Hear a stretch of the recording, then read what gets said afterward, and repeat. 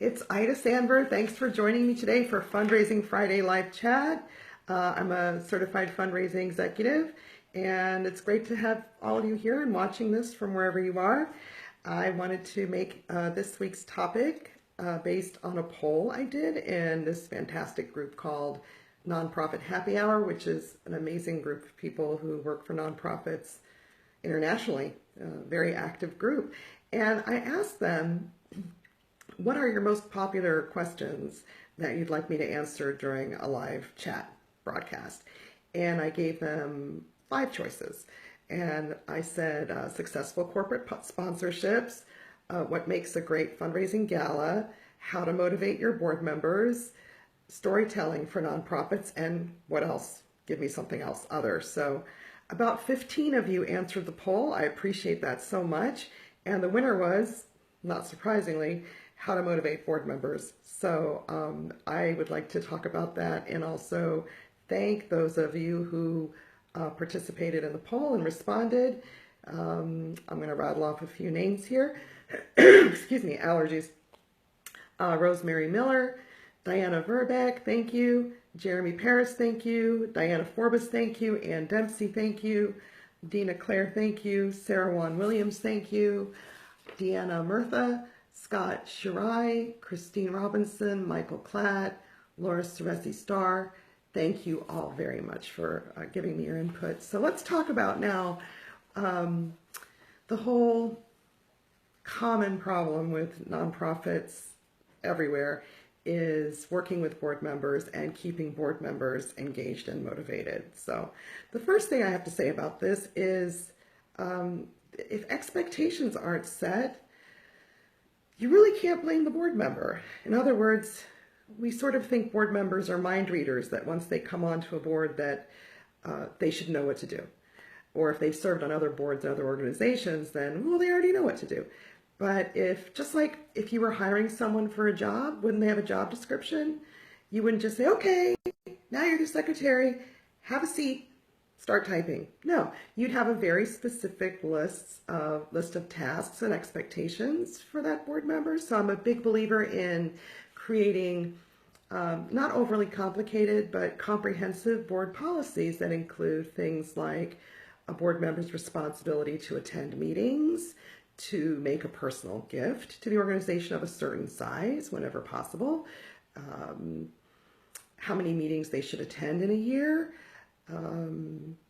whether they're going to be required to serve on at least one committee, things like that. So if you make it very simple and the expectations are laid out, then you have something to refer back to if the board member isn't doing what they're supposed to be doing. And I serve on boards. I've served on many boards over the years. So I've been in that position. I've also been, before I became a fundraiser, I was a corporate person. So I have that background, I have volunteering and board member experience. And when you look at it from all these perspectives, yes, I was frustrated with the boards that I worked for as a development professional, but once I realized that expectations weren't set, and we had a discussion on and agreed upon what needed to happen, that was the first step. So if that's already been done and you're like, okay, well, we've done that and they're still not doing what we really need them to do, then you need to give them specific tasks and deadlines and say, our upcoming event is in 3 weeks. Each of you need to be please responsible for selling 5 tickets or filling a table, or and it has to be tasks that they're comfortable with. So you might have just had a very successful campaign and you received some major gifts. Then you can say, I need 3 board members to make phone calls. And you give them a script and you give them the names of people to call and you send them off with that. And then you praise them, just like you would a child or anyone else that does a good job. Like, yay! Mrs. Smith called me and getting a phone call from you just made her day. I would love for you to continue to be in the role of a thanker, someone who makes thank you phone calls for the development department as representing the organization as a board member. So you need to get to know each board member individually and find out what tasks they're comfortable with. And if you're like, well, I need them to be comfortable with several different things, then why don't you, at the end of a board meeting or somewhere during a retreat, do a role play session where you give them an asking script, or you give them a thank you script, or how to request a sponsorship script from someone they know, whatever your goals are for the board members, which really should be making them comfortable in acquiring resources for your nonprofit, which involves asking, right? So I found that to be really effective, is to get board members rallied around, let's try this out on each other. Let's write a script together that we're all comfortable with, that you can customize, and on a flip chart, and then let's all sit down and practice. Let's practice making an ask, and let's practice hearing the word no. So if you're uncomfortable asking because you don't like rejection, the other person has to say, I don't think so, and then you have to kind of convince them to do what you want them to do.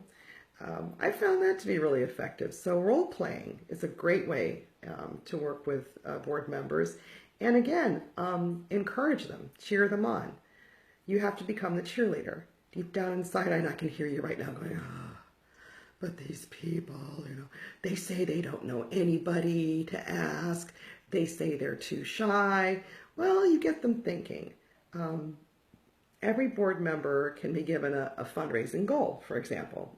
If you have a campaign, let's pretend for a moment that you want each board member to give or get, or at least raise $1,000, right? So when you break that down, you can say to them, that really only means getting a $100 gift from 10 people. It's not that bad, right? Or 20 $50 gifts. That's not too hard, right? And break it down into easy tasks. Give them very specific things to say and do. Help them with their elevator speech. I've done some board trainings for clients, and one of the first things I do in the fundraising board training is, does everybody near here have their elevator speech down that talks about the nonprofit? And I don't mean regurgitating the mission. That's not what I'm talking about. You might have a beautifully written mission statement, but if someone's at a cocktail party or at a networking event, if they kind of spew off your really programmatic-y, language-y, mission-y thing, it's kind of going to go over people's heads. So you want them to have something that's a little more personal. For example, a good elevator speech for a board member is, I serve on the board of ABC nonprofit, and we help people in this region find homes that are homeless. Simple. That would make me go, wow, well, tell me more. How do you do that? It needs to be, elevator speeches have more components than that. I'm obviously being very brief here, but it needs to be something that's compelling, that everyone's comfortable saying, that they don't have to read from a piece of paper. They don't have to memorize a 4-page, 4-sentence value statement or 3-sentence mission statement, and start that conversation with people that they know. So a lot of board members, when you ask them, what do you say about this nonprofit when you're out in the community and you meet someone new? They give you a little bit of a blank look. Well, I'm on the board of ABC nonprofit, and they stop. It's like, no, well, talk about the impact, how many people are served, what were your biggest successes last year, maybe tell a story, bring it down to the individual or child or animal, whatever level, tell a story. So board members need tools. That's all it is. They need to have expectations set for them. Excuse me. They need to have some tools in their pocket, which might be little cards or fact sheets or just practicing their pitch or their elevator speech. They need to have confidence that when they do bring results, that it's going to be recognized, right? So everyone likes to feel appreciated. Some board members I've worked with had the opposite problem. Well, I bring in all these gifts, and nobody from staff, reaches out to the donor and thanks them, or even lets me know that they've been thanked. Sometimes it's the opposite problem. Let's face it. I mean, all of us nonprofit staff aren't always doing our jobs perfectly either. So we need to have a meeting of the minds with board members and say, what can we be doing to support you to support us more? And it's a team. You know, we're all on the same team. We're all trying to do good things here at the organization that we're representing, right? I'll see what else did I write down. Again, creating very attainable goals for board members, and attainable is the key word. Don't set an unrealistic goal that you don't think, if they don't master it, that they're going to be discouraged.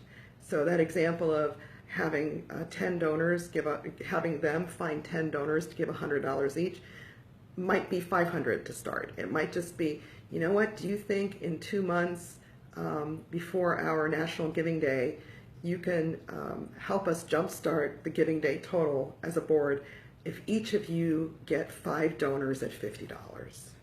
And when they do that, you just praise them to the hills, and everybody gets a pat on the back, and it becomes information that's shared.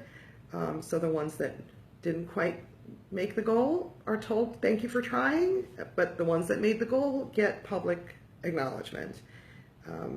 There's nothing like healthy competition, right? That works. Again, it depends on the culture of your nonprofit. Some of you will say, well, we kind of can't do that where we are. I get it. It's the culture. You have to do what works for you, right?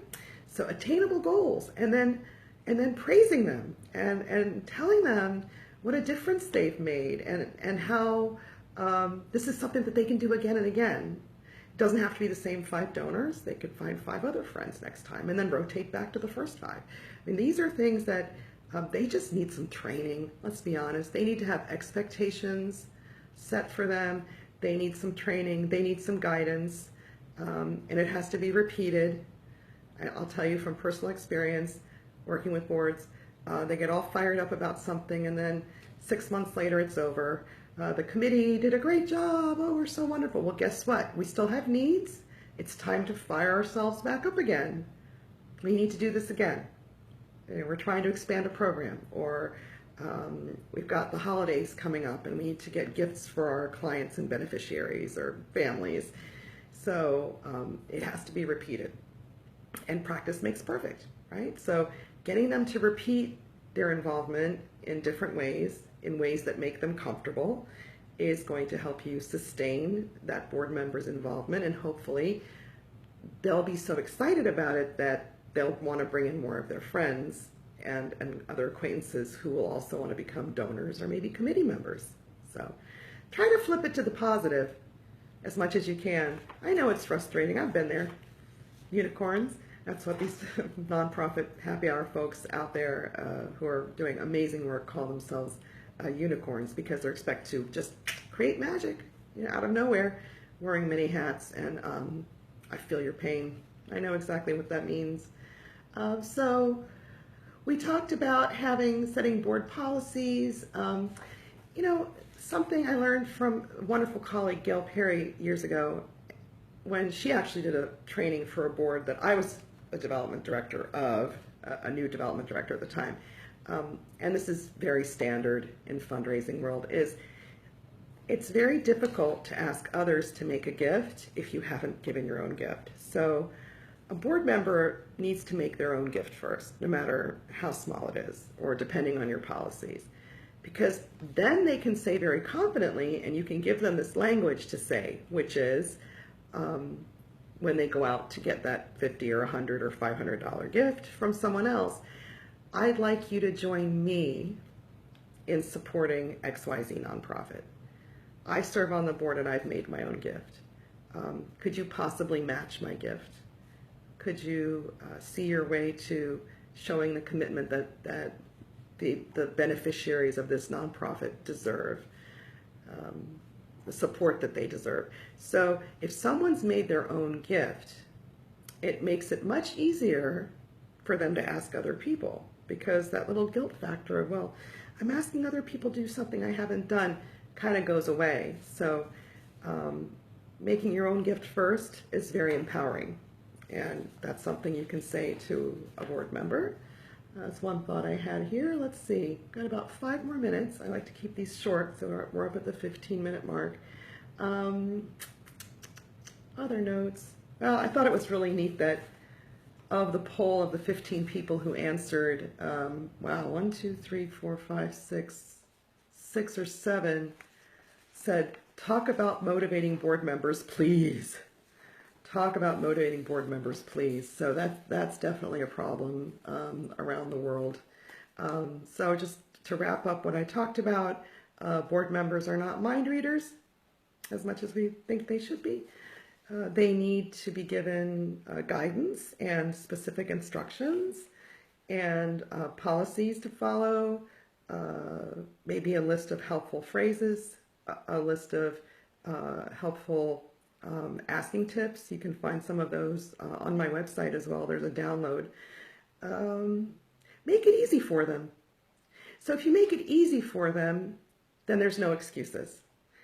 If you put everything in writing and you give them what they need to know and you give them short scripts and you have them practice these things in a meeting and you can talk about what all your needs are. You know, board members, we're looking for food for our snack cupboard for children we treat at our Child Abuse Neglect Center. Could all of you go to your local grocery stores and get the manager to donate bottles of water or snacks for the cupboard? I mean, get them to start with something really easy. And that's how you can motivate them too. It doesn't have to be cash right away. It can be in kind. It can be having them go out and look for in-kind gifts. So, you know, keep the faith. It can be done. And I'm here to help. And this is it for today. If you have any other questions, feel free to message me through my Facebook page or through my website, which are on this Facebook page post. And thank you for all the hard work you do, nonprofit people. You're making a difference. Have a great weekend. Bye.